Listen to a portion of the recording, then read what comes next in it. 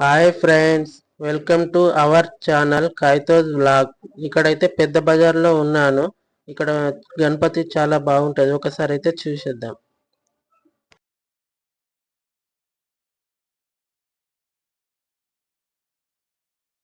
ఈ గణపతి చాలా బాగుంది, ఒకసారి అయితే చూద్దాం. లోపలికి వెళ్ళి చూద్దాం. డెకరేషన్ చాలా బాగా చేశారు. సింధూర్ లాల్ శటాయు టీం దగ్గర ఉన్నాను, ఒకసారి అయితే చూపించబోతాను. ఇక్కడ పూజ అయితే జరుగుతుంది.